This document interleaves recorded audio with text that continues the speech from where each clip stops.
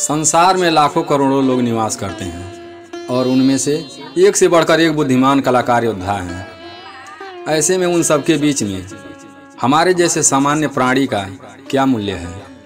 दोस्तों, इसका जवाब जानने से पहले हमारे चैनल को सब्सक्राइब करें और बेल आइकन दबाना ना भूलें ताकि अगली वीडियो का नोटिफिकेशन आपको मिलता रहे। फिर से वही बात दोहराता हूँ, प्लीज़ चैनल को सब्सक्राइब जरूर कर दें। आइए कहानी शुरू करते हैं। दोस्तों, एक बार भगवान बुद्ध की सभा में बैठा व्यक्ति ने यह प्रश्न महात्मा बुद्ध से किया। तब भगवान बुद्ध मुस्कुराकर बोले, वत्स, तुम्हारे प्रश्नों का उत्तर मिल जाएगा, लेकिन इसमें थोड़ा वक्त लगेगा। क्या तुम हमारा एक काम कर सकते हो? व्यक्ति बोला, यह तो हमारे लिए बड़े गर्व की बात होगी कि मैं आपके काम आ सकूं। यह कहकर व्यक्ति दोनों हाथ जोड़कर भगवान बुद्ध के सामने खड़ा हो गया। भगवान बुद्ध ने उस व्यक्ति को एक चमकीला पत्थर देते हुए कहा, तुम्हें इस पत्थर का मूल्य पता करना है, पर ध्यान रहे इसे बेचना नहीं है। आपकी जैसी आज्ञा। कहते हुए व्यक्ति महात्मा बुद्ध से वह पत्थर ले लिया। भगवान बुद्ध को प्रणाम कर वह बाजार की तरफ निकल गया। बाजार वहाँ से दूर नहीं था। थोड़ी ही देर में वह बाजार में पहुँच गया। क्योंकि वह बाजार सुबह ही निकल गया था, इसलिए बाजार अभी ठीक से लगा भी नहीं था। बाजार में इक्का दुक्का ही दुकानें अभी लगे थे। व्यक्ति ने जिज्ञासावश इधर उधर नज़र दौड़ाई। उसे एक तरफ एक दुकानदार नजर आया जो कि आम बेच रहा था। दुकानदार बहुत चालाक था। वह व्यक्ति के हाथों में चमकदार पत्थर देखते ही समझ गया था कि लगता है यह कोई कीमती पत्थर है। व्यक्ति जब उसके पास गया तब दुकानदार बोला, यह कोई खास पत्थर नहीं है, फिर भी मैं इसके बदले 10 आम दे सकता हूँ। व्यक्ति को पत्थर बेचना तो था नहीं। वह आगे निकल गया। आगे जाने पर एक सब्जी वाले की दुकान मिली। दुकानदार सब्जियों से अपनी दुकान को सजा रहा था। व्यक्ति जब पत्थर लेकर सब्जी वाले के पास जाता है और सब्जी वाले से उस पत्थर की कीमत पूछता है, सब्जी वाला कहता है, मैं इस पत्थर के बदले तुम्हें 1 बोरी आलू दे सकता हूँ।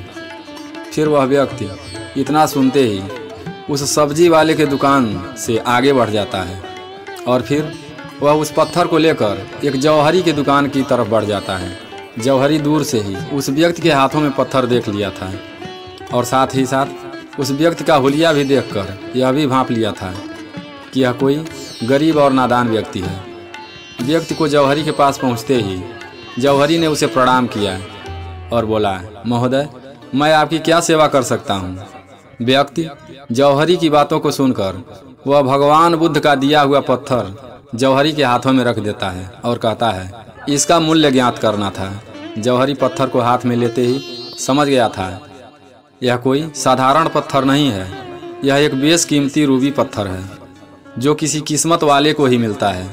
जौहरी ने कहा, मैं इस पत्थर का 50 स्वर्ण मुद्राएं दे सकता हूँ।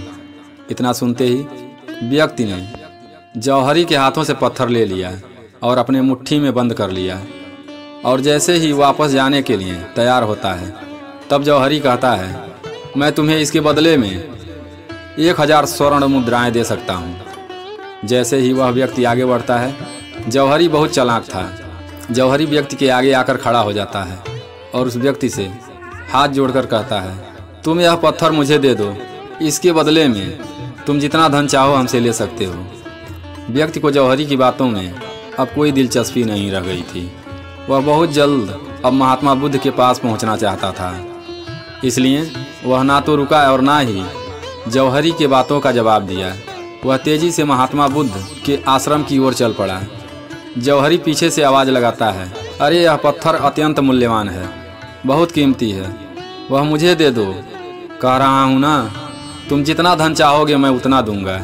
इतना सुनकर वह व्यक्ति घबरा गया। उसने सोचा कहीं जौहरी उससे जोर जबरदस्ती न करने लगे, इसलिए वह तेजी से आश्रम की ओर दौड़ पड़ा। जब वह व्यक्ति महात्मा बुद्ध के पास पहुंचा तो वह काफ़ी जोर से हाँफ रहा था। महात्मा बुद्ध उस व्यक्ति के चेहरे को देखते ही मन मुस्कुराते हैं। महात्मा बुद्ध ने उस व्यक्ति से पूछा, वत्स, तुम डरे हुए क्यों हो? युवक बुद्ध को प्रणाम किया और बाजार में घटित सारी बातें महात्मा बुद्ध को बताया और उस पत्थर को महात्मा बुद्ध के हाथों में रख दिया। तब भगवान बुद्ध ने कहा, कि आम वाले ने इसकी कीमत 10 आम लगाई और आलू वाले ने 1 बोरी आलू देने को कहा। और जौहरी, जो कि इस पत्थर की कीमत पूरी अच्छी तरह से समझ रहा था, उसने मुँह मांगा धन देने को कहा। इस पत्थर का गुण जिसको जितना समझ में आया, उसने उसकी उतनी कीमत लगाई। ठीक ऐसे ही मनुष्य का यह जीवन है। इस धरती पर हर एक व्यक्ति कोयले की खान से निकला हुआ हीरे के समान है, जिसे अभी तक तराशा नहीं गया है। जैसे जैसे समय की धार व्यक्ति को तराशती है, वैसे वैसे उस व्यक्ति की कीमत बढ़ती जाती है। यह दुनिया जिस व्यक्ति को जितना पहचानती है, उसी के हिसाब से उस व्यक्ति को महत्व देती है। महात्मा बुद्ध ने कहा, हीरे और इंसान में बस यही फ़र्क होता है कि हीरे को इंसान तराशता है और इंसान को खुद अपने आप को तराशना पड़ता है। और जिस दिन तुम अपने आप को तराश लोगे, उस दिन कोई ना कोई जौहरी तुम्हारी कीमत बताने वाला मिल ही जाएगा।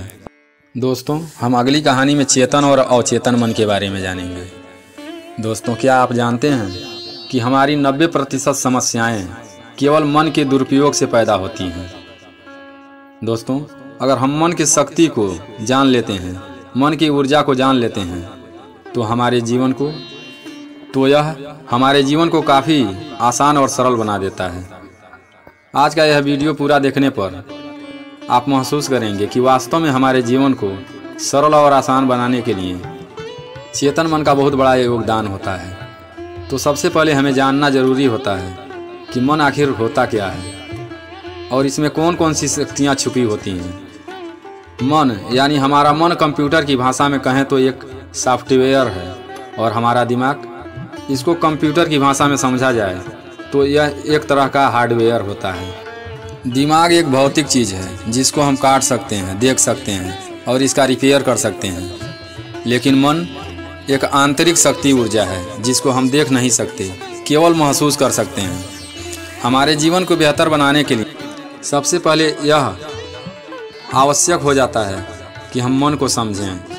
मन आखिर क्या है और यह काम कैसे करता है। हम अपने मन की शक्तियों को समझकर अपने जीवन को बेहतर बना सकते हैं। कई बार हम ऐसा देखते हैं कि मन के दुरुपयोग के कारण हमारे जीवन में बहुत बड़ी से बड़ी कठिनाइयाँ आ जाती हैं। उदाहरण के तौर पर, जब हम किसी चीज़ का गलत इस्तेमाल करते हैं, जैसे इलेक्ट्रॉनिक वस्तुओं में गलत धारा प्रवाह होने पर विस्फोट कर जाता है, ठीक उसी प्रकार जब हम अपने मन का दुरुपयोग करते हैं तो हमारा जीवन बहुत सारी कठिनाइयों से घिर जाता है। दोस्तों, आप सभी से रिक्वेस्ट है कि संपूर्ण जानकारी लेने के बाद ही इसे अपने जीवन में प्रयोग करें। मन का विभाजन हम वास्तविक भौतिक आधार पर नहीं कर सकते, अपितु यह मनोविज्ञान की अवधारणा पर आधारित है।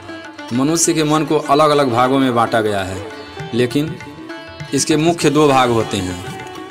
पहला चेतन मन और दूसरा अवचेतन मन।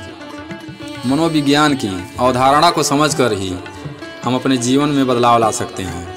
हमारा चेतन मन एक सक्रिय एक्टिव अवस्था है। चेतन मन के द्वारा हम सोच समझकर और तर्क के आधार पर निर्णय लेते हैं। और दूसरा हमारा अवचेतन मन। अवचेतन मन को सोचने, समझने और विचार करने की कोई आवश्यकता नहीं होती। यह हमारे पिछले अनुभव एवं धारणाओं के आधार पर स्वतः कार्य करता है। चेतन मन हमारे जागृत अवस्था में काम करता है, परंतु अवचेतन मन हमारे सोने के बाद भी काम करता है। उदाहरण के तौर पर आप समझ सकते हैं, जब हम किसी नए कार्य को करते हैं तो उसमें सोचने समझने की ज़्यादा ज़रूरत होती है और यह कार्य चेतन मन का होता है। परंतु वहीं अगर हमको जिस काम की जानकारी पहले से है तो हम किसी से बातें करते करते भी उस काम को कर लेते हैं, और यह अवचेतन मन का कार्य होता है। चेतन मन जब तक हम जागते हैं, जब तक हमारी आंखें खुली रहती है, वह तब तक ही काम करता है, और अवचेतन मन 24 घंटे काम करता रहता है। सोने के बाद आप जो स्वप्न देखते हैं वह भी अवचेतन मन का ही काम होता है।